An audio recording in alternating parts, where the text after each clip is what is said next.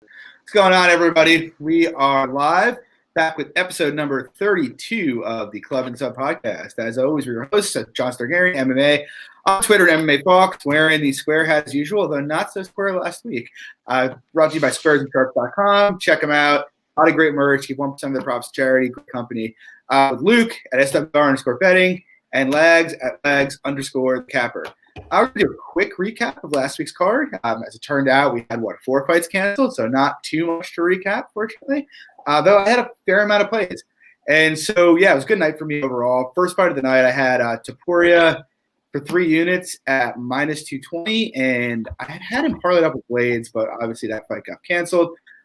Yeah, I mean, not a whole lot to say. He looked really good, but, you guys know me. I'm always pretty skeptical of first-round finishes, so it's like whatever. I'm happy about it. Next up, I had half unit on Matt Wyman, plus 330 against Jordan Leave It.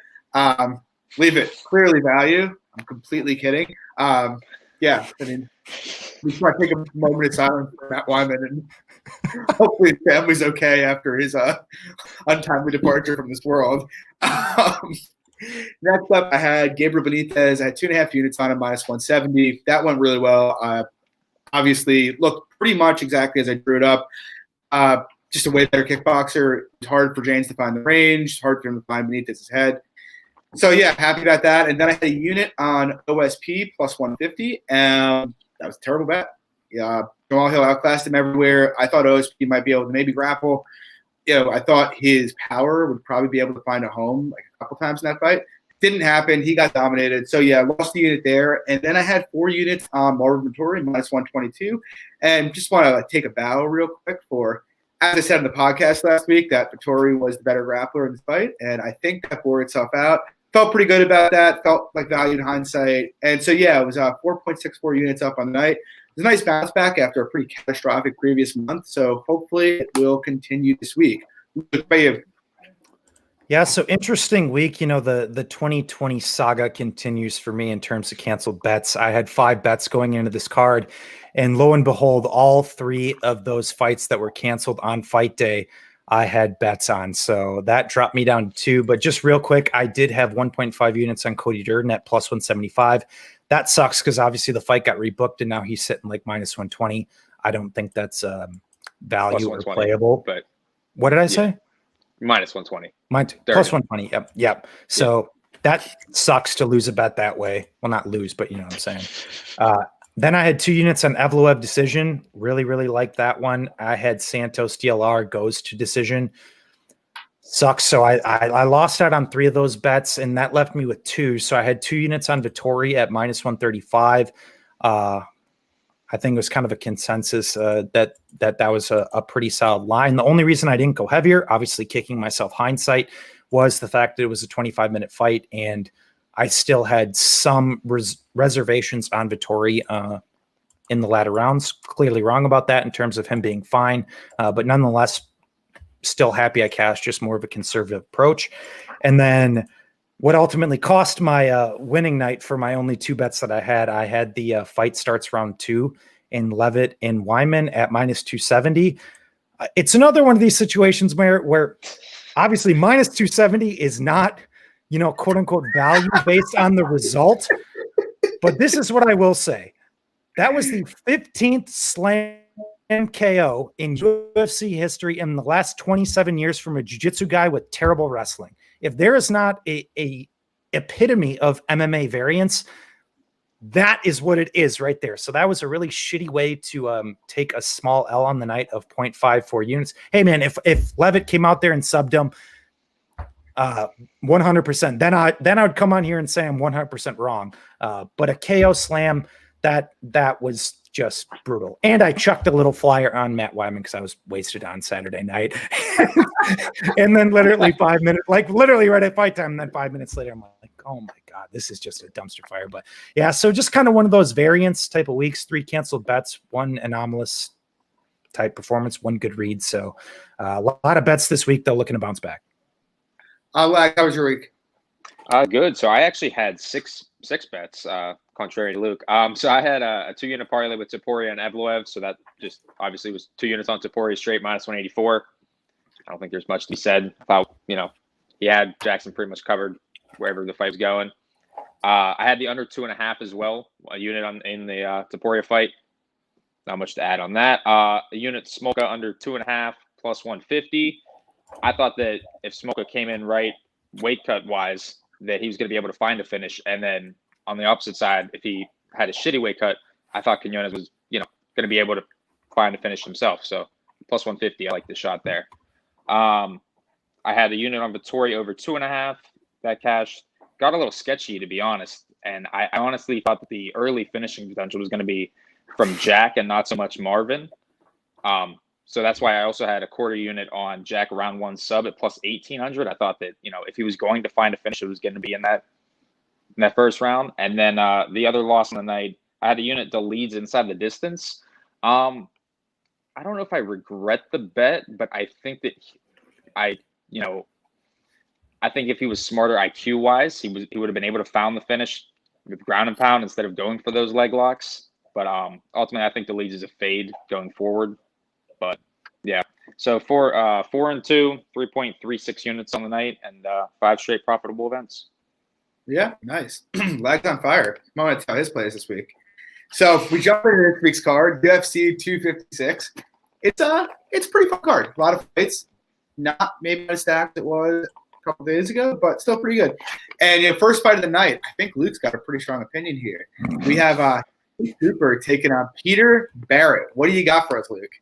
So yeah, I got probably a lot of takes. Only one official bet here, which is actually probably my most confident play on the card. I got 2.1 units on Hooper Barrett under 2.5 at minus 140. Ultimately, their fights go under 2.5. I think a little under 70% of the time. So I think we're getting a pretty decent edge based on Soul statistics. And then you look at the stylistics of this fight here, how I kind of classify it as is a fight where both guys have very low floors, but very high ceilings. And in a type of fight like that, an under 2.5 is a really, really great bet, in my opinion, as both guys have defensive issues in multiple capacities. But I'm going to be a bit of a Peter Barrett truther here this week from a side take. Ultimately, I've seen Chase Hooper evolve his striking or from an offensive or defensive component absolutely zero over the course of the last 3 years. Peter Barrett's a guy who's going to come out here, throw heat. He 100% knows what the game plan of Chase Hooper is, whether he can stop that. Well, I think you can definitely make an argument that he can't based on some Peter Barrett historics. I get that. He's been subbed a few times, but what I will say is a lot of the times he has been taken down. I think he's been taken down by at least moderately decent wrestlers or guys who have competent wrestling. And a guy like TJ Brown or a guy like Yusuf Zalal, we've also seen him even in some of the other fights where he has been taken down. I have seen him get out of position at certain points, even being a tad bit defensively irresponsible in that too. Not saying once again he's going to be able to do that against Hooper. But what I will say for Hooper, I have also seen him get moderately low-level regional guys down, and he's not insta-subbing them. I've seen also other guys reverse position on him in those points, or at least survive for extended minutes. So ultimately what I'm getting to here is I think Peter Barrett is the side, at least from a straight perspective, because you got a guy in Chase Hooper who really only has one win condition, in my opinion, and he's minus 400. If that win condition doesn't get met, I think this fight turns into a slop fest. So anybody who's parlaying Hooper is going to be, really sweating. So honestly, I'm waiting because I think more Hooper money comes in late, and I'm going to take a half unit shot on Barrett straight. But I think a sneaky prop for the fight too is Barrett by knockout round 1, as I touched on, has not improved his striking defense one iota. And a lot of people are going to say, oh, well, he's durable. He's proven to survive the test. It's like, yeah, but I've also seen him get dinged 3 times and 3 times pretty bad. You're not going to get away with that forever. I think Peter Barrett, is going to come out here and throw heat. In full transparency, I don't think Peter Barrett is a UFC caliber fighter, but I also don't think Chase Hooper is in 2020. So it's one of those situations where Peter Barrett comes out here, knocks his ass out, or even the fights extended, and he's able to be somewhat defensively responsible. The narrative is going to be, oh, Chase Hooper wasn't UFC caliber in 2020, but the narrative is not going to be that Peter Barrett was value. I'm willing to go with the latter. I'm willing to stick my neck out a little bit. I know, John, you like to do that from a time or two on some big dogs, and I'm willing to do it here. Sorry, boys, long-winded. I'll keep everything shorter, but passionate on this one. I like it. Yeah, not a ton to add. I think that if you're on the Hooper side, I think that you have to be playing him by submission. And I think that in these last couple months that it's tough to really say that he makes those striking and wrestling improvements to go out and beat these, higher level guys. Now, on the same, in that same token, I don't think Peter Barrett is that high level guy, but I think that he could provide, like you said, Luke, a lot of stylistic, problems here for Hooper on the feet. But now, I really do think that if Hooper's able to get him down at any capacity, he's going to be able to sub him. I think Zalal had him in pretty bad positions, and that if Hooper was in those positions, I think he would have finished him. So, I don't hate anybody playing Hooper sub, but from a straight perspective, you have to be playing Barrett. You can't be parlaying Hooper, but pass for me. I was on Hooper against Caceres, and that was a shit show, to be honest. Yeah, so I don't have a ton to add, but let me tell you guys about my life with Chase Hooper. Basically, sit around the campfire with John time, guys. Let's go. So Chase Hooper came into the UFC. I think his first fight was UFC 247, Usman Covington. And he fought Daniel Tamer. Now, if you guys want to search through my Twitter history, you'll probably find a link that I shared to a Google document. That was a breakdown of that fight between Daniel Tamer and Chase Hooper. In that document, I said, Chase Hooper is so bad, the only explanation for why this fight is being made is that it's a get-right fight for Daniel Tamer because the UFC must like him. So I bet Daniel Tamer that fight. That didn't go well. His next fight, it was like, maybe he's a better grappler than I gave him credit for. Fighting Alex Caceres, I see the markets at -130. Good old FanDuel hanging it about -108. I played Chase Hooper there. He basically brings to light everything that I thought going into the Tamer fight, because Daniel Tamer's a moron. And so now we're here with Peter Barrett and Chase Hooper. And I saw +300 next to Peter Barrett's name, and I got excited. And then I went to the tape, and I got less excited. I do respect you taking the shot, Luke, but to your point, neither of them are UFC level. And I do have, I think Barrett could win. If you told me Barrett could be defensively responsible for 15 minutes, or let a knockout. I mean, he could get a knockout. Hooper's hittable enough.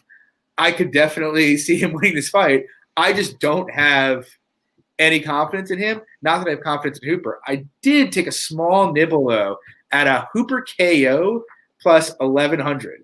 And let me just explain my reasoning here. Hooper's got 7 finishes in his career. Of that, 4 submissions, 3 are KO. Now, 2 of those were regionally, but he almost finished his guy via strikes on contenders, and he finished Daniel Tamer with strikes. How? Because he throws pretty heavy elbows on top. The one thing I can give Chase Hooper credit for is that when Chase Hooper gets on top of opponents, he does not generally sacrifice position for submissions. He will throw ground and pound rather than give up position. And so I've seen Barrett, to Lags' point, get put in really awful positions by Zalal, and I'm like, if Hooper gets in a position like that and Barrett's doing a good job fighting the hands, I could see him finishing with strikes. Certainly shouldn't be plus 1,100. So nothing big. Took me a 0.2 unit stab at it. But yeah, I'm staying away. Fuck Chase Hooper. Fuck everything about him. I want him out of the UFC. I don't want to be tempted to gamble on his fights anymore. Anyway, we move on. Second fight of the night. Sergey Spivak, Jared Vanderaa. Lags, you got anything here? No strong takes, really. I mean, I taped this briefly, but to be honest, I don't think Vander is really UFC caliber, to be honest. I think the only thing that he really does well is he's got solid ground and pound. So I would say that Spivak is definitely reluctant to stay on his back if he is put on his back. But I pretty much think that Spivak can win this fight anywhere he wants, striking. I think he should use that wrestling. And I think he actually can get a ground and pound finish or a potential sub finish. So, I like Spivak, but I think -230 is a little insane. I know FanDuel was hanging this around -158 on the opener. I just didn't get around to that, to be honest. Yeah, to be honest, I actually gave some thought to playing Spivak at this line. I think in terms of his offense, I think his offense is better wherever the fight goes. Right. I don't know what C is doing right now, but I think he's I think he's the better offensive grappler. I think he's more durable. I mean, if it stays standing, I'd expect him to more than pay off his line. The big concern for me is really I was only able to find tape really of Spivak defensively grappling once, and it was the Tybura fight. Now, I expect Tybura is a far better grappler than Jared Vanderaa is, but the fact that I haven't seen Sergey Spivak be able to successfully work up for a takedown is enough to scare me away from his play. Like laying minus 230, I have to know that the guy that I'm backing isn't going to get stuck on his back for 10 minutes. And that I'm not saying it's in play. I don't expect it to happen. I actually do expect Spivak to be value. But without knowing it won't happen, it's just kind of hard for me to commit to it. So it's a pass for me. Luke, what do you think here? Yeah, it's kind of a similar scenario too. We were talking about it in the chat, and I'm like, I might lay the chalk on Spivak, and then John goes, oh, but Luke, you really need to look at that Tabura fight. And I'm like, I went and watched that Tabura fight, and I'm like, now I know what he's saying. Like, in my big thing going into this is this Vandeira guy, I think he's pretty slow on the feet, as you touched on, John. I think it's a Spivak all day. And even in that, though, like to even give more consideration actually to Spivak is that just apparently this Vandeira guy just got his black belt in October. I've seen really nothing to suggest he's a black belt. I haven't seen a ton of grappling from him. I don't think his offensive wrestling is good. But once again, to assume that he can't or what he can do if he gets on top of Spivak is a complete, what the fuck happens? We don't know. And from what we saw in the Tabura fight, he did not look great off of his back. And one also consideration, even going to that Tabura fight too, that I was really looking at is that Vandeira really likes to work from the clinch. And in that Tabura fight, even before Tabura was able to get takedowns, I did not see Spivak dig underhooks effectively one time. In that fight, there was definitely a lot of clinch and cage control there. So it's like,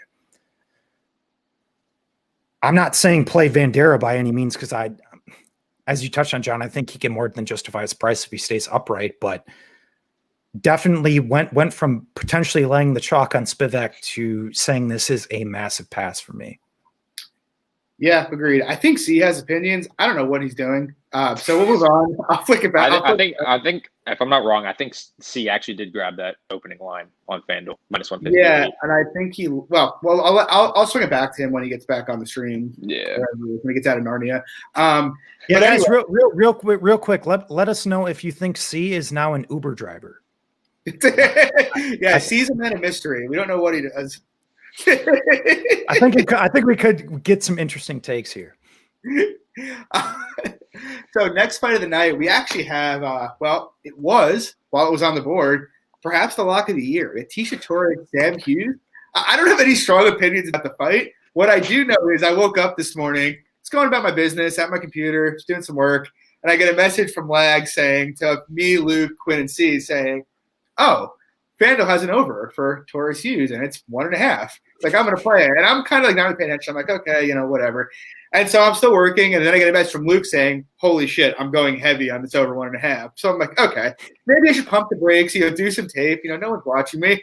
About an hour of tape. Didn't even need that much, to be honest. I was like, this should be literally minus 500. Why is it 1.5 minus 112? Like, this should be over 2.5 minus 250. So I put 5 units on it. I tweeted it out. I imagine the thing got pounded into oblivion because it's no longer on the board. Torres is going to win this fight. I was hoping for a good number on her. I don't have much compelling to say about it. Luke, I'll throw it to you if you want to give a better analysis. Yeah, I mean, I guess I'm kind of right there with you. I mean, I did tape it. And I guess one thing I will say with Sam Hughes, and ultimately, well, I guess first and foremost, to all your opinions, Torres fights just go over. Yeah, all the fucking time. All the time. Everyone. And then outside of one, where I think she submitted Juliana Lima. Outside of that. Oh, okay. Was it? Oh, yeah, true. Under 1.5, yeah. Or over 1.5. But to give at least some credence outside of just the sheer insanity of the line and trying to at least justify a little bit more, like the Sam Hughes chick, she's a really tough girl. Like she's been in there with some decent comp and is not getting put out. And I guess if I had to make any sort of rational justification is that, Hughes is largely an early finisher when she gets her wins, but it's not over good girls. And you got to look at who Tisha Torres is fighting. She's fought some pretty good grapplers. She's fought, the Roses, or even outside of the grappling component, she's fought the Wiley Shanks and she's not getting finished. So the fact that this is an over one, or that they put that at over 1.5 is absolutely unreal. Like even over 2.5 at Pick'em, unfucking believable. The over 2.5 at Pick'em, I'm sorry, the over 2.5 in general should be like minus 233, minus 250, being conservative. So if you guys were scaling the Club and Sub members' Twitters, I think we all put it out there today. If you had FanDuel and a couple other books, I think you mentioned, John, props if you got on it. But yeah, that was just stupid. Makes no sense. But I am considering to see what they put the Torres decision line at, because I do think Hughes is tough. Or the new over-under, that's probably going to be 2.5 at like minus 250. Lags, what about you? What's your opinion here? Yeah, I mean, we touched on this actually right before we went live. I sent a picture of the Bet MMA tips, and it's nobody's picking a side, and there's 15 people who already took the over 1.5 at that same price. So, yeah, I think pretty much have all similar thoughts. I think this Hughes girl is pretty tough. I think she has decent kickboxing, and she's solid in the clinch herself. And I just think that Torres, obviously, like you touched on, Luke, she's been with a solid competition. I don't think she's going to get finished early. I think this is a Torres decision. To be honest, not much really to add. Cool. Yeah, it's going to be a pretty boring fight, to be honest. So but we're going to make a shitload of money on the fight. That's the hope. That is the hope, anyway. I'll be catatonic otherwise, but for having 5 units on a women's fight. But we move on. This is a fun fight. We got Billy Quarantillo taking on Gavin Tucker, and I don't have a play here, but I do have a lean. I personally, I mean, if you guys have watched this for a while, I'm not a huge Quarantillo fan. I appreciate what he does well, that kind of zombie pressure and output plus cardio. That's obviously going to be a great round-winning tool. I just don't think from a skill perspective he does anything particularly well, to be honest. And so it's like I kind of feel like at some point he's going to fight somebody who is a reasonably technical striker who's not going to panic when he just plods his way forward, is actually just going to stick him and move, and they're going to eat him alive. Is this the spot? I'm not entirely sure. I do think Gavin Tucker, though, has him covered pretty much everywhere from a raw skill perspective. I think he's the better boxer here by a substantial amount. He's the better wrestler. Jiu-jitsu similar, but his is probably a little bit more functional. The real issue for me here, ultimately, with Tucker is you look back and it's like the Rick Glenn fight. I know it was a couple of years ago. It's just such a huge red flag for me. That cardio dump was insane. The way he just got bodied in the grappling was crazy. And, while Glenn's massive, Tucker is a fair bit bigger or Quarantillo is a fair bit bigger than Tucker as well. And so I do have some concerns that Quarantillo is just going to be able to out-physical him as well, or just push him into the clinch and beat him up there. But that said, I do think if Tucker keeps his composure and doesn't just let Quarantillo walk him down and end up in really sloppy grappling exchanges, he's going to dominate this fight. It's just the level of confidence. I'm not sure. I have it somewhere around even, like making a slight favorite for either guy makes some sense. I'm watching the line at the moment. I have some interest in Tucker if he hits plus 150. He's currently sitting anywhere from plus 138 to plus 145. So I'm watching it. I'm interested. Like I said, I think Tucker is the better fighter here. It's just a question of can he deal with Quarantillo's style? And kind of like an interesting, I guess, a corollary to what I'm thinking of what scares me about backing Tucker would be like the Cara France Royval fight. I don't think anybody with straight face would say Royval was a better, more technical striker than Cara France, but that crazy pressure forward style you could see just rattled him, and he just didn't know what to do. And I have some worries about that. But yeah, I can't hate anybody for taking the shot at Tucker. I can't hate anybody for taking the shot at Billy Q when he was at minus 125. I get it. The guy's an output machine. But personally, I like Tucker here. Luke, how about you? So I don't want to say I'm like a Gavin Tucker truther necessarily, but I did have a decent sized play. You are. You're a Gavin I'm a Gavin Tucker truther. I like him. Yeah, I had a pretty decent sized play on him over James when all the money came in. I was able to snag him around Pick'em. And at least just touching back on that Rick Glenn fight,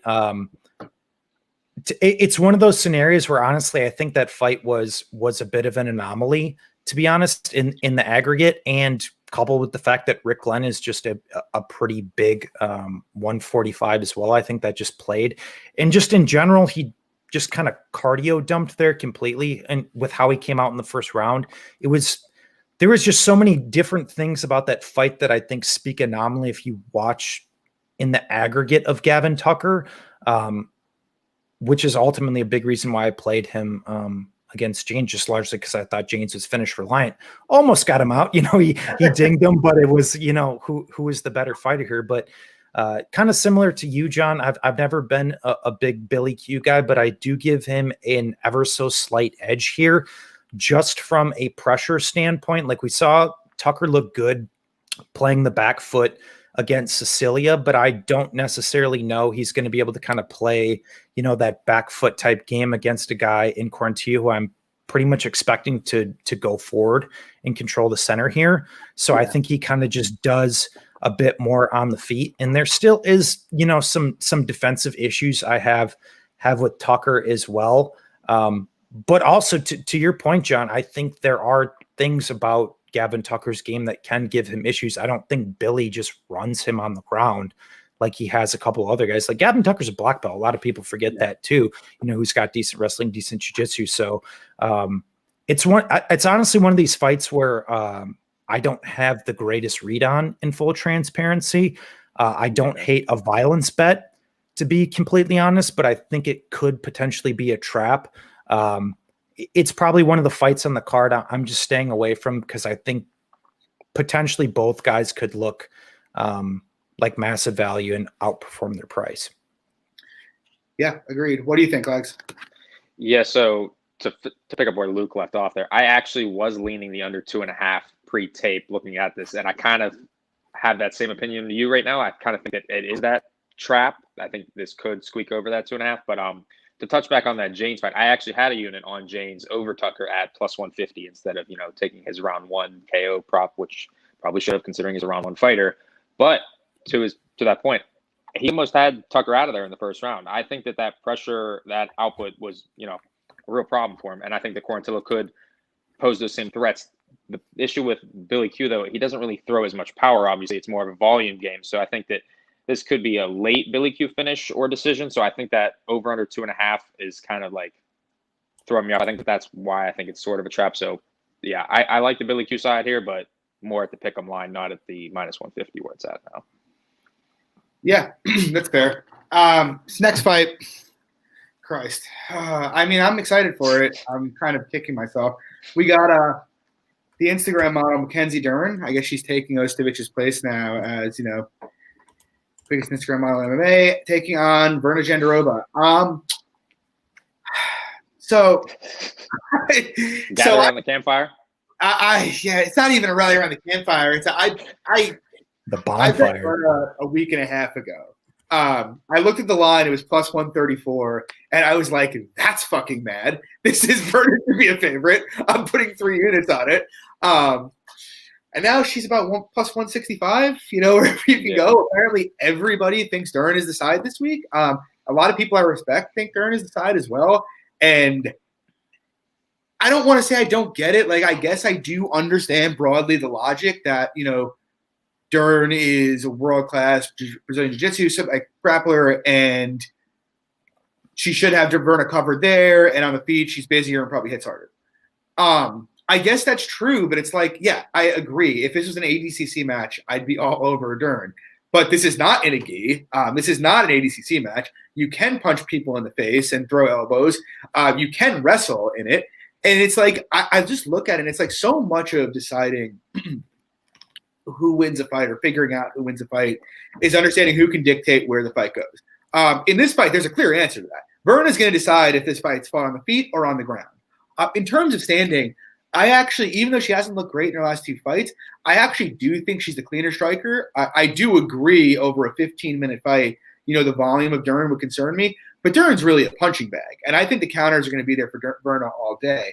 But I don't expect her to keep it standing. Like, I expect her to grapple. And like we all as a group touched on this a bit with the Jillian Courtney Casey fight. We were talking about, everybody's talking about Casey's guard, and it's like, okay, a high-level black belt who's a good wrestler is generally not going to get guard sub. Now, look, Mackenzie Dern is not Courtney Casey by any means. It's a different kettle of fish here altogether. But Verna Jandiroba is not some brown belt from some obscure gym. She's a super high-level black belt. She's beaten Claudia Gadelha in grappling matches twice. She beat Amanda Nunes, a much bigger girl, in 2 grappling matches. This is a girl who, she's not someone who's likely to ever get subbed from guard. Like, I get that Dern is one of the best Brazilian Jiu-Jitsu practitioners for a female ever, but the difference between her and Verna is not nearly as big as some people think. And when you factor in the massive wrestling advantage for Verna, it's hard for me to understand, what is Dern going to do? Could she submit her on the mat? I guess, but I'm pretty confident that Verna's not going to make a mistake in top position and put herself in that position. She could sweep her, I guess, but we haven't really seen her do that much in MMA. And my understanding of Dern's jiu-jitsu is that she's mostly been a bottom player. I don't know how comfortable and confident she's at the top. And so I kind of think Verna's basically going to dominate this fight. Not that I'd make her a heavy favorite, but I pretty much think unless she's getting swept every time she gets put down, which given her wrestling ability and her jiu-jitsu, the combination of that, I don't think that's likely at all. Maybe 1 or 2 times over the course of a fight. But I mostly think she's going to be landing takedowns, and she could probably – maybe it gets dicey. Maybe there are a couple of crazy exchanges early. But I mostly think she's going to be able to control position for most of this fight. And I really think hindsight, people are going to be like, oh, fuck, why didn't I think of that? It's not as easy as saying, oh, look, she was a great jiu-jitsu practitioner. She's going to win here because it's a grappling fight. If that was the case, why do we have no Brazilian jiu-jitsu specialist as champion right now? Can someone answer that for me? No, we can't. We have a lot of wrestlers who are champion, but no jiu-jitsu specialists. So, yeah, that's my take here. I understand that people disagree, but I have Verna about 60% personally. I have 3 units on her. I dicked the line badly, but Luke, what do you think? Yeah, so I'm right there with you. You pretty much hit on everything, but I taped this fight intently, so I don't want to sit there and come off like I'm wiki capping it, but even if you go back and look at that Ashley Yoder fight, Ashley Yoder had a ton of success. Actually dropped her in that fight too, by the way. It was literally that last, mid-exchange 3rd round is where Yoder gave the fight away. To be honest, if that, weird, funky, lapse of judgment didn't happen, actually, I think Ashley Yoder wins that fight. She goes out there, rolls ABC. ABC sucks. Fights Rebus, obviously a girl who can strike, black belt, very well-rounded fighter, clear edge, clear difference. Amanda Rebus W. Hannah Cyphers, Dern would have subbed her eventually. Let's be honest. But what I will say, it's true. Cyphers did that. Cyphers, how the exchange happened, Cyphers did that to herself. Marcos, I'm on Marcos in that fight.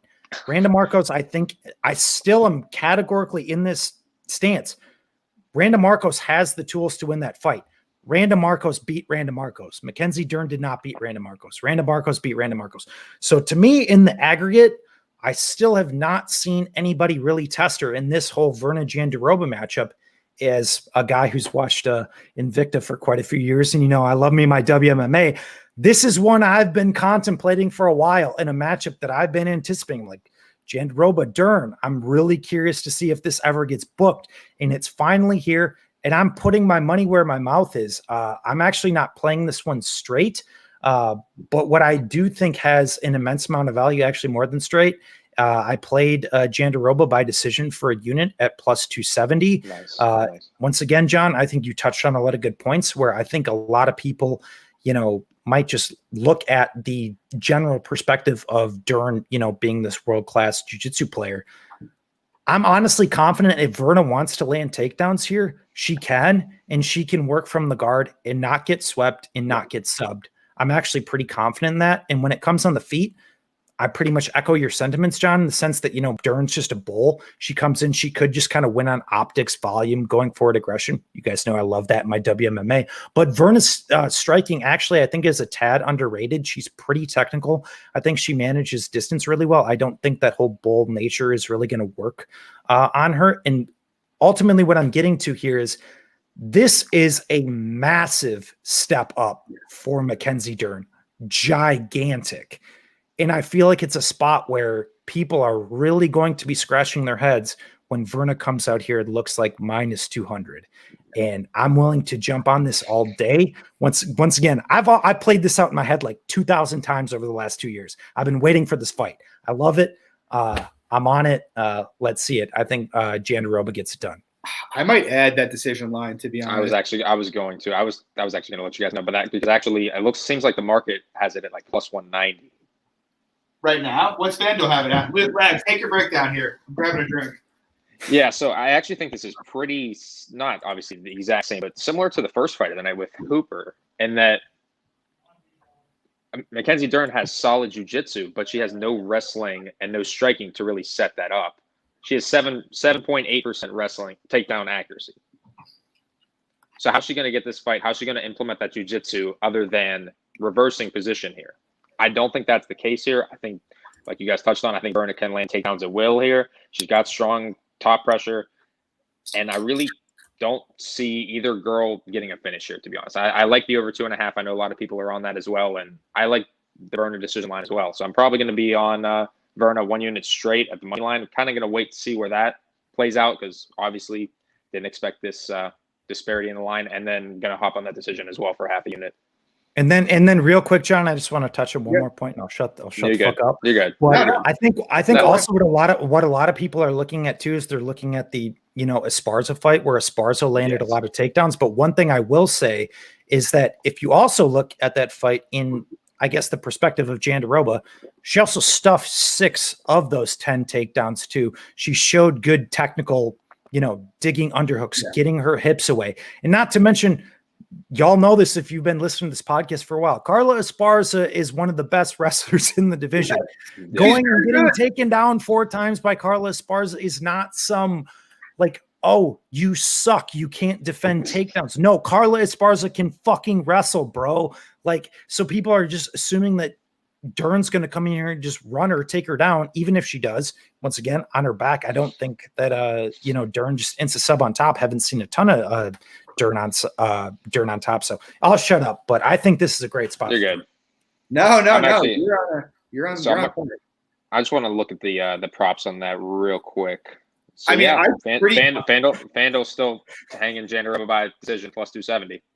I'd pretty confidently bet Carla over Dern, to be honest, at evens. Like, very confidently, to be honest. I would too, yeah. So, Barrett throwing it. He says Luke is betting this, so it'll get canceled. Watch it, guys. Watch it. I've been anticipating this fight for 2 fucking years. I'm getting a plus 270 on a great number that's gonna look like crazy value. And Jandiroba slips in her tub while she's cutting weight. Just watch it, and you'll never see me on this podcast because I'm hanging in my closet. I'll be Dern gets COVID. Watch it happen. I'm waiting for it. All right, damn resilience, man. We got another. This is a banger. We got Cub Swanson taking on Daniel the Pineda. I'm pumped for this. Luke, what do you got here? So no official play yet, but to be honest, I'm actually looking to play Cub Swanson here because I think the line is going to increase on Pineda and get better.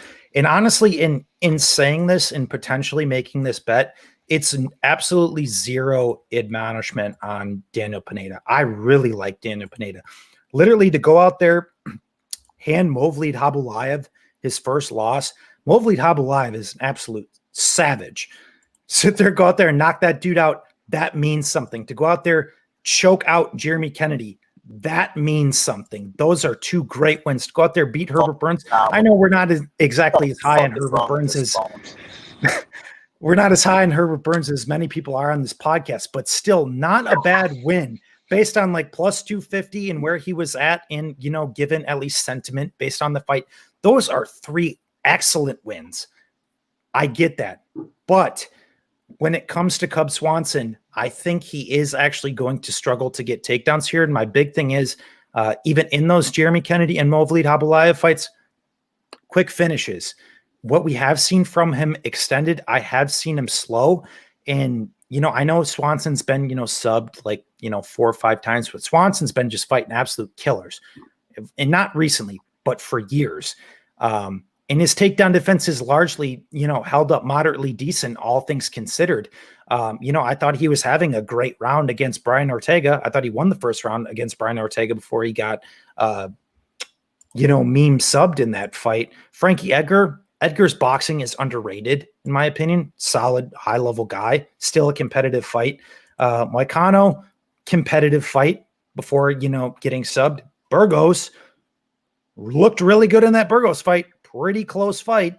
Kron lights him up. So my thing is, like, if Pineda doesn't nuke him early, doesn't take him down, just grind him out, sub him, I personally don't think he subs Swanson.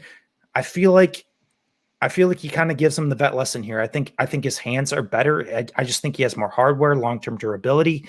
And I think it's just honestly a tricky stylistic matchup for Pineda if he doesn't get it done early, but that's just my take.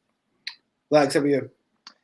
Yeah, not a super strong opinion, and kind of wish I would have looked at this earlier, but the under 2.5 was kind of a lean for me, as Pineda's, all of 27 of Pineda's wins have been inside the distance. And then most of his losses have also been inside the distance. So that was kind of my early lean. I know it's moved a ton. It's like minus 115 at this point. But yeah, no super strong opinions. I just kind of like violence in the spot. I know Cub coming off of the injuries, not a great look either, but I think at plus 150, I don't really hate the Cub bets, to be honest. I think if you're on Pineda, you should be betting inside the distance. Yeah, I'm probably going to play Swanson, to be honest. I've been hoping to get 140 on it, but it's at 38 right now. I'm just trying to play this line right. But yeah, I mean, Viriota just said it. I kind of see it as being pretty much a pick'em fight. Like, to me, Swanson's the better kickboxer. I don't really think that's really debatable. In terms of the grappling, like, I agree with Luke. Pineda probably wrestles and lets takedowns here, but couple things. First of all, the only guy in like recent memory to really hold Cub down for like extended periods is Frankie Edgar. And like, I like Pineda's grappling. I played Pineda against Herbert Burns, but he is not almost on that level of control grappler.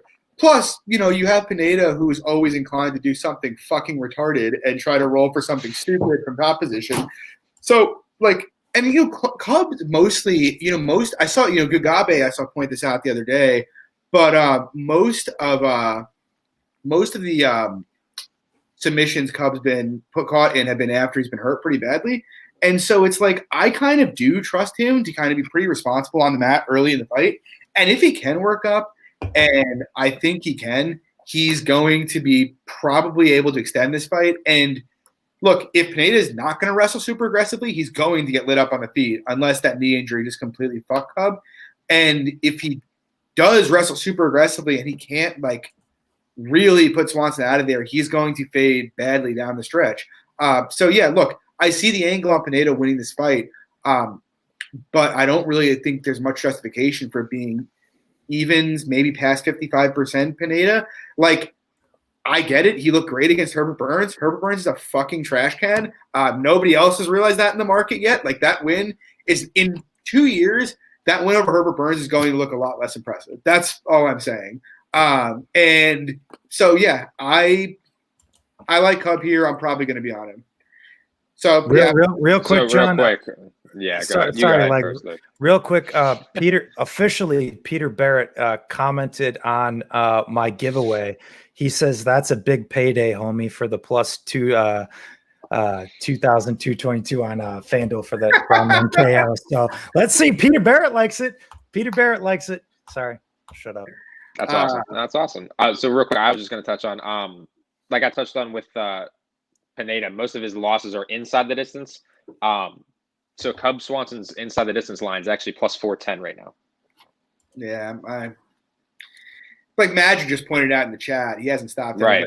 Ages. Like, it's like, yeah. I know. I'm just saying, if you're on that Cub side, yeah.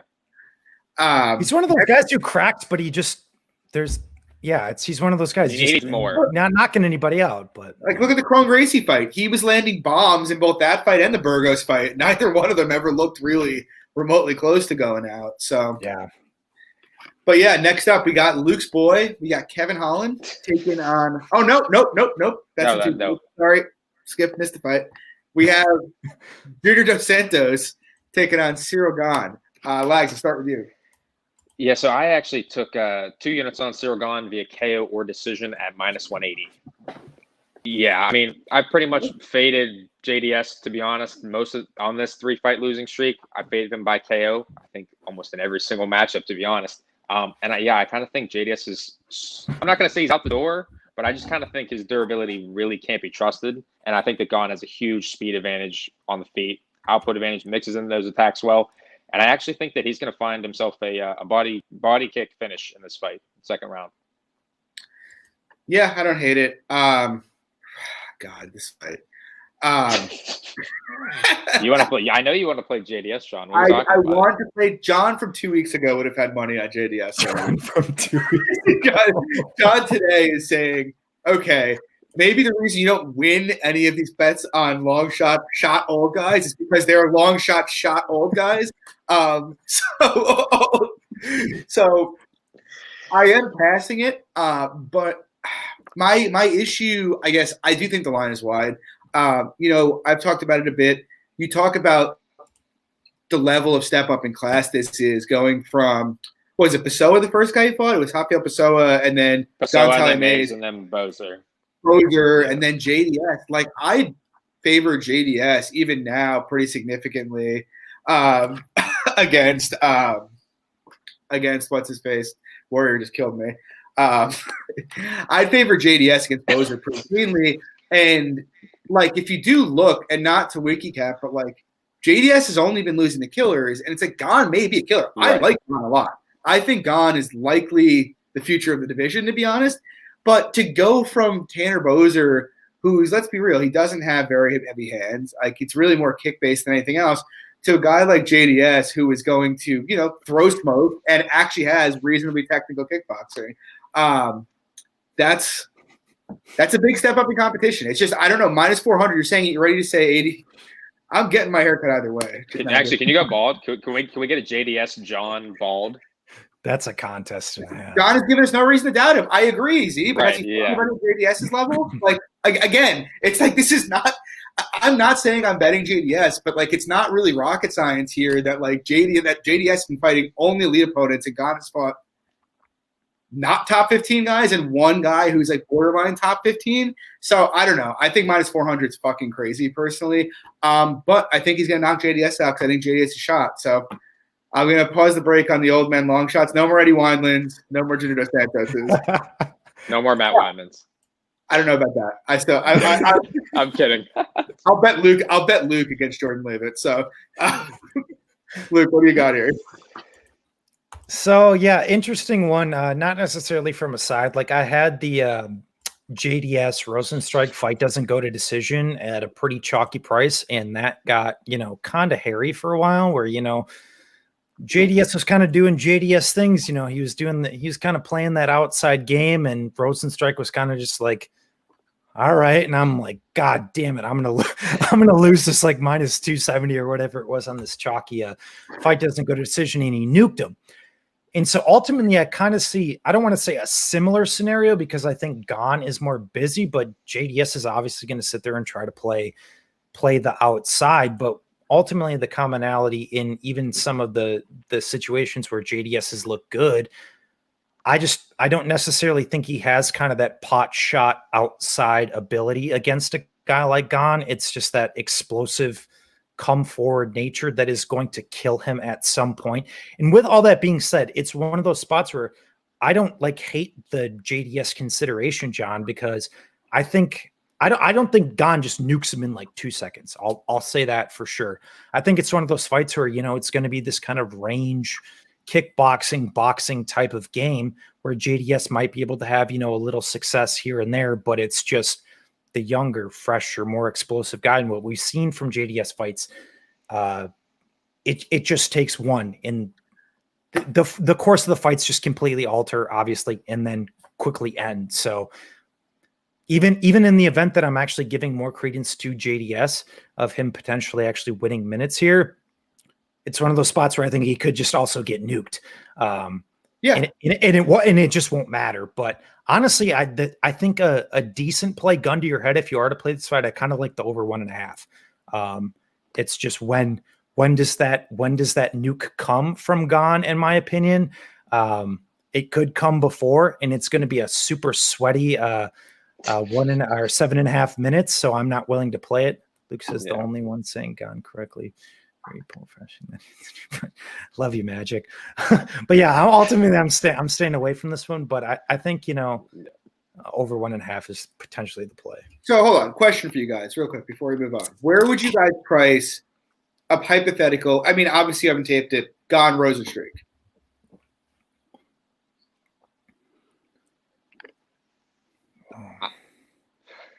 I mean, I think Gon's busier. Yeah, I would say maybe.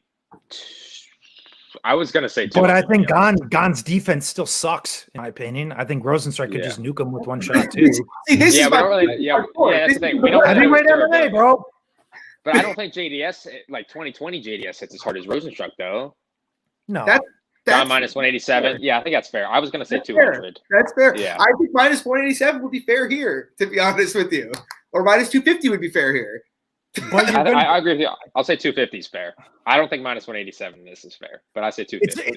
But John, it's one of those spots where I think honestly it's a fight where JDS might be looking like value and then he fucking dies. I know. No, I agree. It's one of those fights, man. I agree. We'll wait till he fights Arlovsky and we'll bet Arlovsky to do his in-and-out thing. I know that's the fight when Arlovsky's durability goes back out the window for the second time and he dies. I know we were talking about hypothetical matchups before. Where would you guys price Bozer and JDS? I'd have JDS around minus 200. I think. I just think the head strike. I mean, JDS throwing head strikes versus Bozer's leg kicks. I just trust JDS to win that fight at a big clip. Yeah, fair.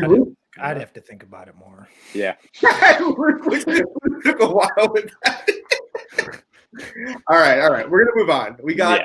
Now we have Luke's boy, Kevin Holland, taking on Kevin Holland, Jacare Souza. What do you got here, Luke?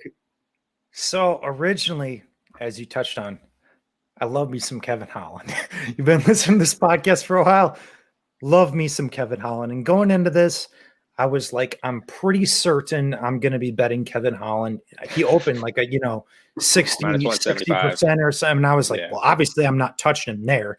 I thought he got a little bit too much respect. And then I was like, but we might get some Jacare respect. We're going to get some Jacare money coming in, might come down, might get Holland at, pick him dog price. And I'm like, boom, automatically jumping in. Went back and just did a super deep dive on tape on this. And I cannot bet my boy in any sort of good conscience here. And there's largely a ton of data points to suggest why I cannot do this. First and foremost, Thiago Santos. Thiago Santos took him down and mounted him multiple times. Granted, second ago, but still really not that long ago, like a couple years. GM3 took him down 6 times. GM3 is not the greatest wrestler in the entire world. Still engaged kind of in that scrambling type of fight that I didn't think he needed to be in. Did it. Not to actually go back real quick to the Thiago Santos fight. He put himself on his ass in that fight because he went for a flying omoplata. All right. That was not a good start to the tape study. Let's just say that for this fight. I was like, God damn it, Kevin. Why, Kevin? And then we go to Brendan Allen. Think he had a lot of opportunities in that fight too, but kind of once again engaged in that scrambling where I just really didn't think he needed to. Gets taken down 3 times by Darren Stewart. Why are you getting taken down 3 times by Darren Stewart, bro? But all right, so don't want to be too long-winded here. Ultimately, what I'm getting to, we know what Jacare is going to do. Jacare is going to try to come forward. He's going to try to land takedowns, and he's going to try to submit Kevin Holland. Jacare is an absolute monster on top. We've seen Kevin Holland struggle on bottom. I think Jacare is very live early here. I don't think there's anything anybody can dispute with that. But in the event that Jacare is not able to have success in those early takedowns, fun stat, in the last 5 years, Jacare is 4 for 26 on takedowns, landing at 15%, with 3 of 4 of those coming in the first round. Kevin Holland's takedown defense is 54%. Once again, big first round consideration here. I get it. But in the event he does not get my guy Kevin Holland down, I think Kevin Holland absolutely destroys him at space. So I actually did make a play on this one earlier today. I played the under 2.5 for a unit at plus 130. I'm not playing it super heavily just because it's just kind of a high variance type of fight, but I think it's two guys with very, very significant finishing upside based on how it plays out. I don't like a side because I think Jacare is live for that first round takedown sub. But if he's not able to get that, we see that Jacare consistently slows down. That range game is going to give him nightmares against a guy in Holland who has power. Jacare is 41 now. I think Holland's very live for a KO too. So at a plus number, I think this can look like massive value. Legs up you. I definitely think this is one of the harder fights to call because I kind of think that whoever implements their game, as I touched on before, like in our chat, is going to look minus 200. I think that if Jacare is able to use that early takedowns, get Holland down, as we've seen, that's his big weakness here, then Jacare is going to look like a huge favorite and he's going to be able to sub him. If on the flip side, if Kevin Holland's able to keep this on the feet, he's going to be able to either knock him out or roll to a decision. I thought it was an interesting stat. I was listening to the MMA by the Numbers podcast. Kevin Holland ranks first in efficiency striking based off of those methods, facing 500 strikes and dealing out 500 strikes. And so the thing is here, as long as this fight stays standing, Kevin Holland's going to be a much busier fighter. He's going to double, maybe even triple Jacare out on the output. But his big hole is the takedown defense. So I liked Holland, honestly. I was kind of in the same boat as Luke. I opened at minus 175. I was like, I can't play Kevin Holland here. Kind of like Jacare sub. Maybe that's live. Maybe I'll play Kevin if it goes down. And now it's minus 110. I think maybe if I got like plus 120, plus 125 Kevin Holland, I'd probably jump in on it. But right now, it's definitely pass. Yeah, I'm pretty much same boat as you guys. I remember Friday night, was in bed. My wife was watching Euphoria. Weird fucking show, by the way, if you're into it. So I decided I was going to do some fight tape, and I was literally messaging Lags and Luke my thoughts kind of minute by minute as I went through it. And I was basically like, yeah. And this was when it was like minus 160 Holland. I was like, I'm pretty sure I'm playing Holland and that he should be like minus 300 here. Like, I'm just going to watch the GM3 fight. I go back to watch the GM3 fight, and it was literally within about 2 minutes. I was like, nope. It's just, and like, I agree with like what you guys said. Like, it's really like, how shot is Jacare? Because if he doesn't have a game plan to grapple right away, he's going to get lit up. If he's too shot to do that for more than a minute or two, he's going to get destroyed. So the winner is going to look like a hindsight huge favorite. But I do think if Jacare puts him on the mat, I think the sub chance is high, just given that GM3 was able to get his back 4 to 5 times. And obviously you have like a multiple time ADCC winner. So I took a couple stabs at this. I took a half unit on Jacare submission plus 500 when it was out there, and a quarter unit on Jacare first round sub plus 1100. Didn't tip either because neither line is still left out there. But I mean, I kind of think I can't hit on any kind of Jacare submission or like first round sub stab here because like that pretty much is his win condition. I think. I mean, I guess he could win a decision page push, but like I don't really think he has the physicality or athleticism to really hold on there for too long. So, yeah, I think it's largely tied to subs, so that would be the way to play it. I can't play Holland. I've never been a big Holland guy, but he is massively talented, so it would be nice to see him come out here and, like, really turn a corner. So I'm rooting for him here. So I wouldn't mind a Jacare first round sub. Real quick, actually, just to plug real quick. So C is actually going to be doing giveaways for the event. So if Jacare subs yes. So I'll be tweeting that out shortly from the pod. But if Jacare subs Holland in round 1, $250. And if Jacare subs Holland and Hooper KOs Barrett, C will be giving away $500. So you're going to have to like and retweet the tweet and make sure you're following us. Yeah, and we'll reveal that next Wednesday if it happens. Yep. If it happens. And then we'll convince you to do something else the following week if it doesn't happen. But anyway, next fight night. This is honestly like for as good as these last 3 fights are, like this is maybe the most high level fight on the card. You got Renato Moicano taking on Rafael Viziev, and yeah, I am on. I'm sorry, I was just looking at the chat and that cracked me up. I am on Moicano here for a unit and a half plus 123. And I'm probably going to add to that, to be honest.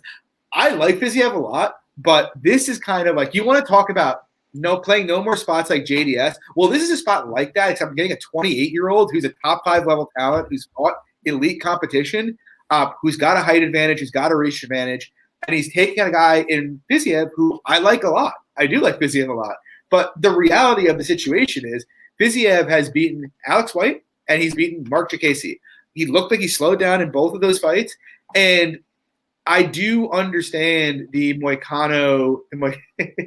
I do understand the Moicano is Chinny narrative. And I'm not saying it's wrong, but the truth is, he didn't even get put out really in the Aldo fight. Like, I don't think it was a bad stoppage, but it's not like he got touched by something soft and went out.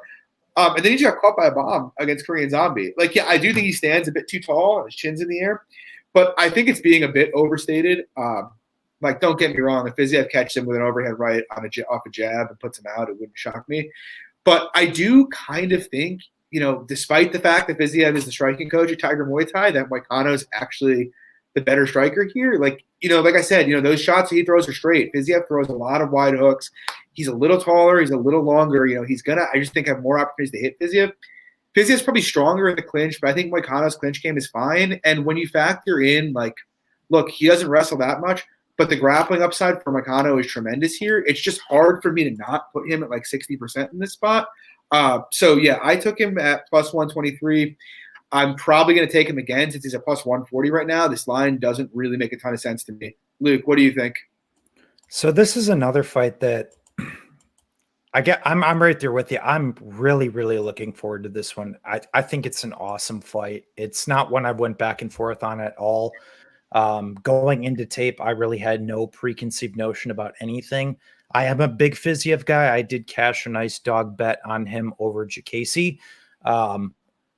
But I think he's getting a bit of a tall task here in Moicano, and I think Moicano is getting disrespected, similar to John's take. And my big reasoning here is, if you look at that Alex White fight and the Mark Jacasey fight, and even in the Titan FC fight he had before his debut, every time guys go forward on Fiziev, they have success. It's these lull periods where they just they succumb to pressure, they don't take angles, they don't move, and they're like, okay, I hit him, like, great, reset. And then they stand there and they don't do anything, and then that Fiziev cage cutting type pressure tends to take over. But in that Alex White fight, go back and watch the first round of that, man. Alex White had a ton of success when going forward, and it was just the second, third round, the guy just, in my opinion, had a lobotomy. It's like, obviously he got clipped a few times, so it's like, oh, look, you're not in the cage, you don't know, you're not the one in there getting hit or whatever. But ultimately, what I'm getting to is like, it's like, bro, well, you're standing there and also getting clipped too. The most success you had was in the first round, and then he kind of just stood there and got picked apart for the rest of the fight. So my big thing here is, in terms of Moicano, as you touched on, fought the much better guys. But if I have to say anything moderately definitively here, I think this fight looks a lot like the Renato Moicano Jeremy Stevens fight. I think we see Renato Moicano on his bike using lateral movement. He's not going to just sit there and let Fiziev walk him down. He's going to keep his jab in his face. And even in that Jacasey Fiziev fight, I was like, the big reason was, or why I bet Fiziev is like, Jacasey's probably going to engage him in a kick battle, and I don't think he should do that. And Fiziev's just going to kind of be able to walk him down. We saw a little bit of that. But the thing with Moicano is Moicano can kick too. Doesn't really check kicks. Kind of an interesting consideration here. But he moves. He moves. He's shown that constantly throughout multiple fights. He's actually, despite being a 145er and moving up a weight class, he's the bigger guy here.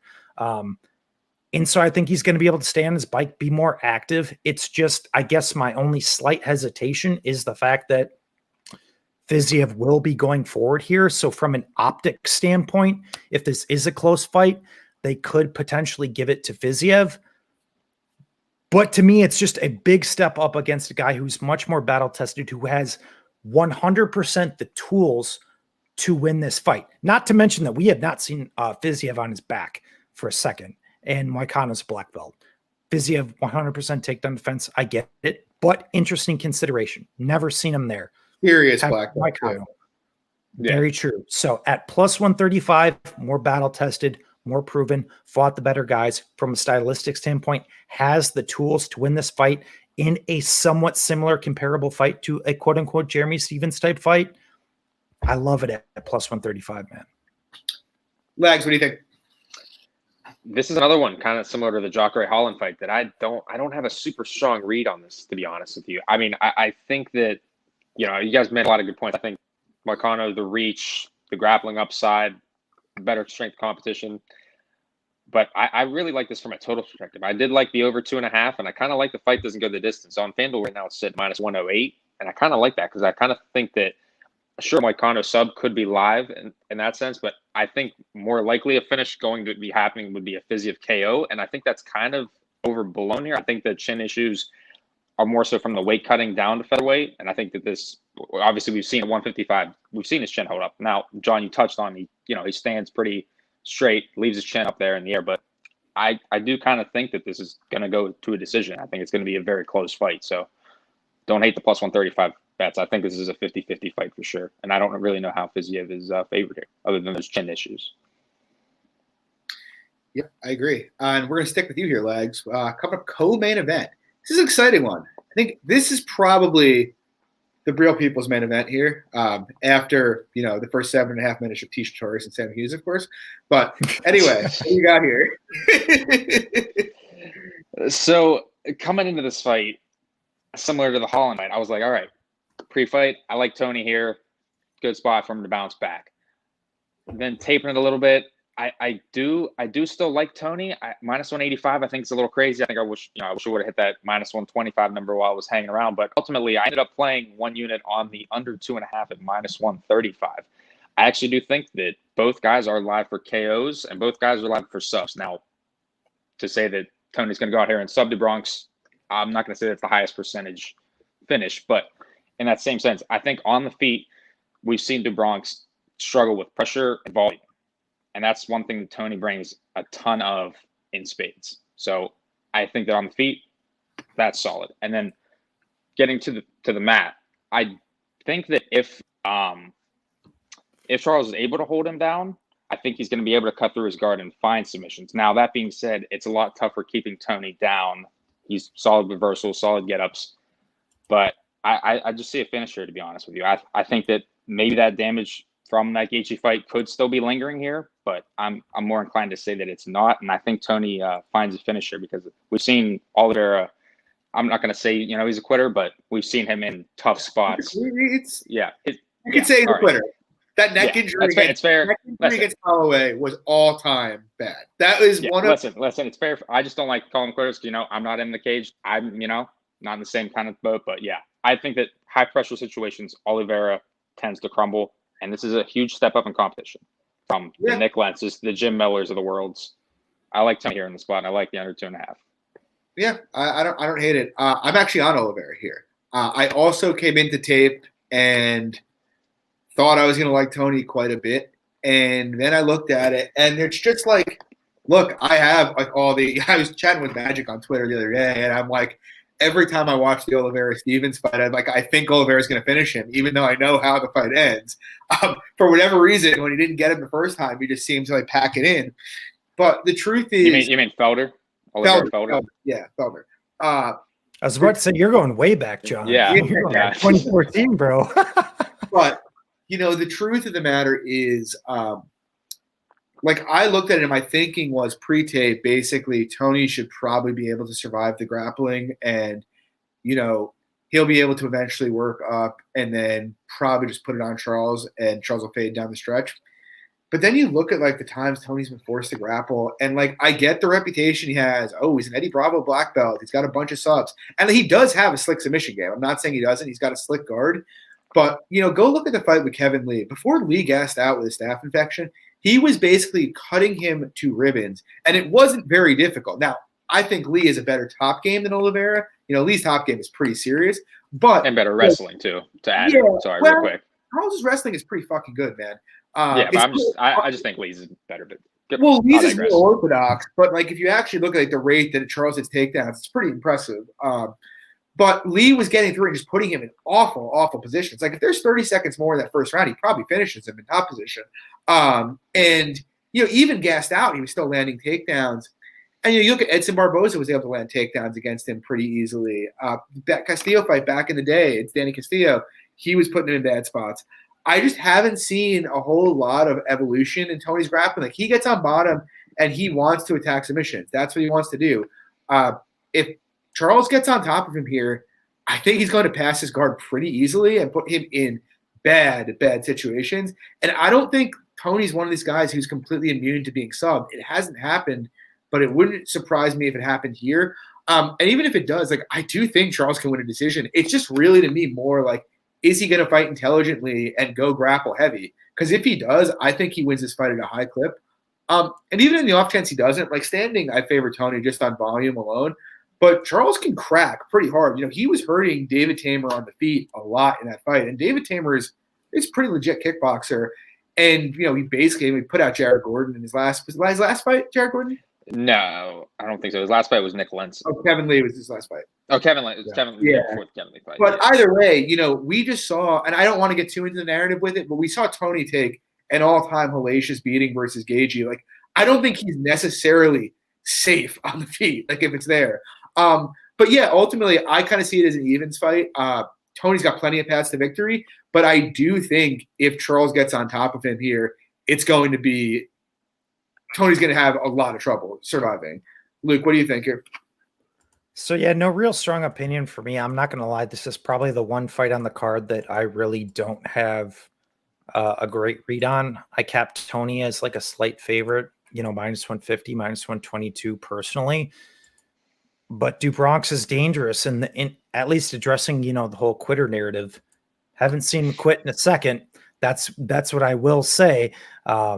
And I think the guy's really leveled up his striking quite a bit. I still have a lot of defensive issues with him personally, but from an offensive perspective, I think he's leveled up quite a bit. So once again, as you kind of touched on, not to play narrative, but I mean, I guess it's more so is, Tony, 36 years old, just took a hellacious beating. Do we see just this massive downturn from Tony Ferguson? Once again, I'm just not a guy who likes to play the shot or not narrative. Maybe we do. And even saying that, I'm not saying that we see a 100% good Tony Ferguson that Charles Oliveira cannot win this fight. The guy's very good, very talented. So,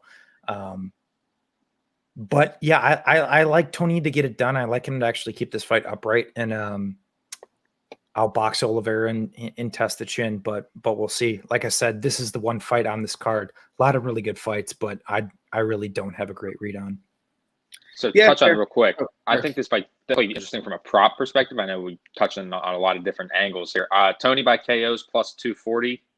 Charles by sub is plus 400. I might stab Charles sub. Just like a little. And Charles inside the distance is also plus 240 as well. Yeah, that's fair. I don't know how much exposure I want to get to Charles, to be honest. Like I do kind of like the more like I do the plus 100 does seem tempting, but it's like he's only been subbed once, and it's like you're kind of playing a narrative-ish.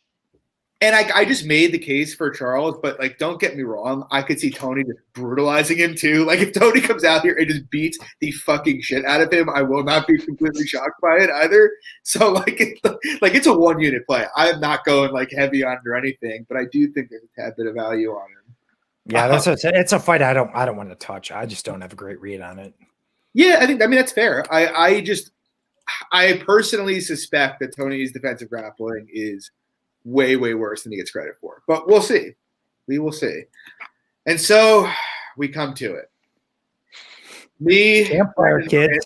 Brandon Moreno. Campfire. Yeah, this is the third campfire of the night. There's gonna be no campfire. Brandon Moreno, me, and my nemesis, Deiveson Figueiredo. It's if you guys have been watching this podcast since the beginning, this is the third time you will hear me break down Deiveson Figueiredo. It will be the first time that I will not announce a pre-fight bet against Deiveson Figueiredo. He's broken me inside a little bit. After the Alex Perez fight, I just can't. Look, I'm gonna let save most of the breakdown for you guys. Like, I think Moreno can do a lot of what I thought Perez could do. If you guys want to watch that breakdown a couple weeks back, go do it. But I'm at the point now with him where the finishing ability is so dynamic that, like, if I'm gonna fade Figueiredo, I'd rather just bet live. It's just like it's not. Yeah, that's fair. I get no real benefit to doing this anyway. Like it's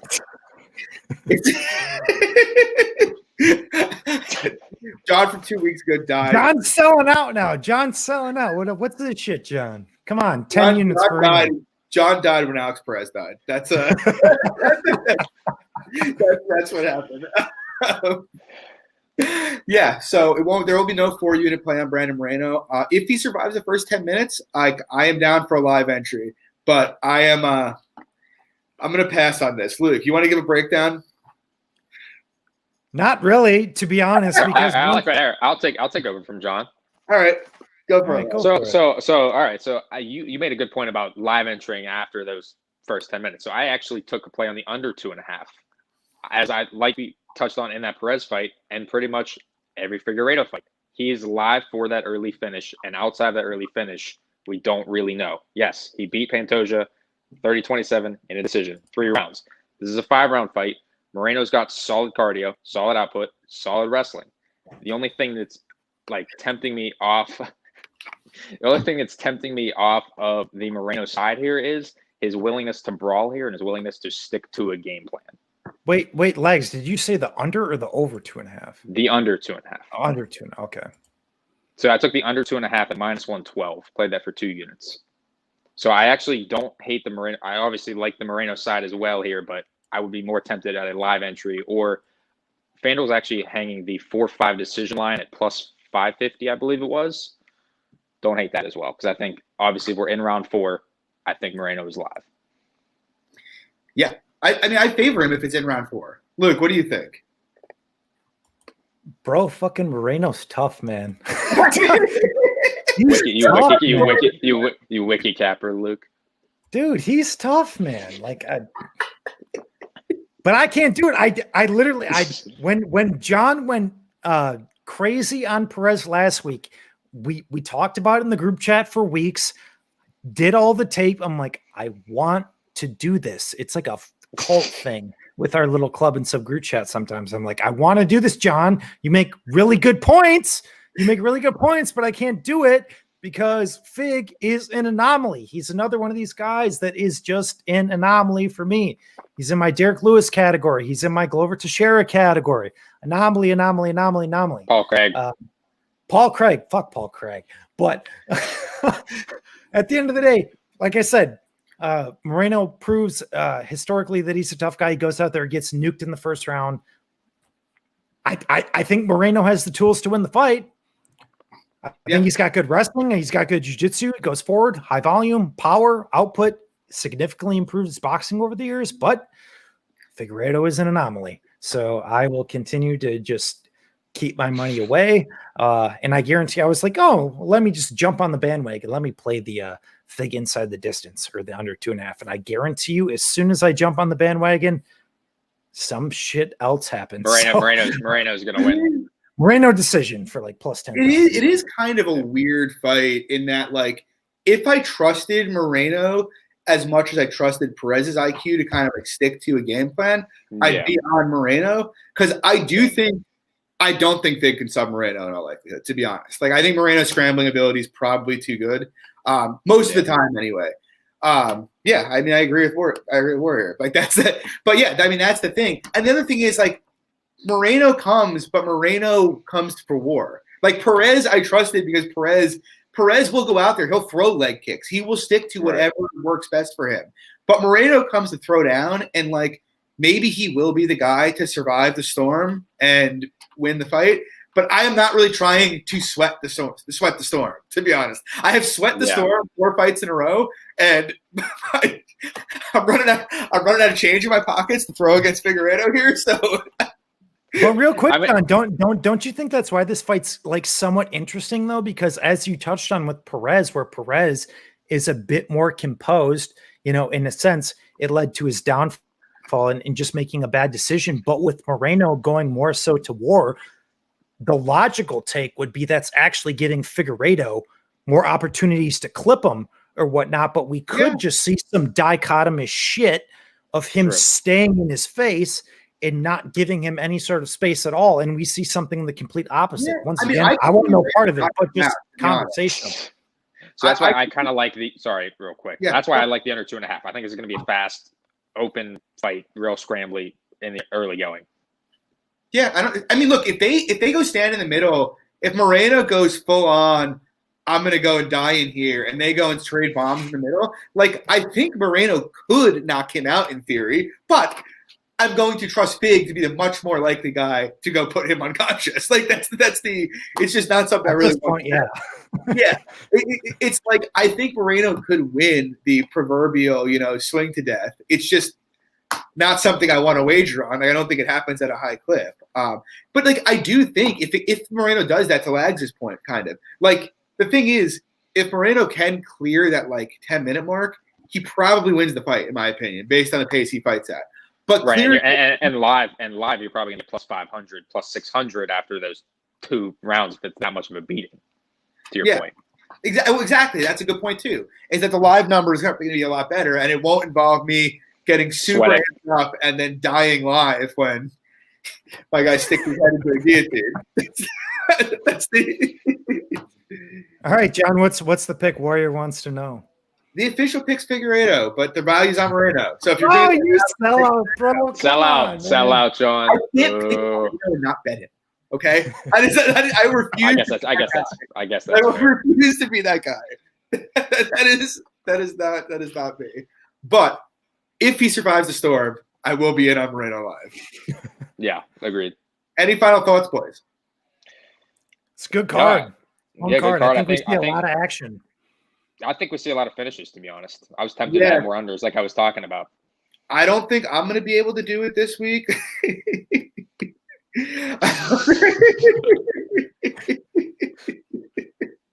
I don't think I'm going to be able to do it this week, but I think these two guys are going to probably be running a live stream. Might have a guest on it this week. It'll be cool.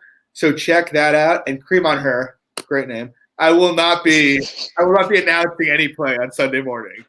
I am either going to go. I told everybody before the fight I had 4 units on Alex Perez. And I told everybody after the fight I lost 4 units on Alex Perez. That's the long and the short of it. But it's gonna be fun. So stop by the live stream and join them. They might have a guest or two. It'll be a cool time. We're gonna probably do it next week for the cool end of the year card. Unfortunately, we don't get to see Kamzat die. It's just gonna be Wonder Boy and Neil. Sorry, just tweaking people in chat. But it's going to be fun. And we'll be back next Wednesday night, 9 p.m. I don't know what happened to C tonight. He was, as you guys saw. Driving? Uber? Yeah. Trying to make money, bro. He's got to make that money for the giveaway. We should do a giveaway for whoever can correctly guess what C's job is that they make. But yeah, thanks for joining us, guys. Hey, listen, if you guys could stop and drop a like and subscribe to the channel, that would be awesome. We'd really appreciate it. It would help us out. And we'll be back Wednesday night at 9 p.m. as always. And as always, I'm your host, Josh Figueiredo. Come on Twitter at MMA Fox with Luke at SW_betting and Lags at Lags_the Capper. Thanks, guys.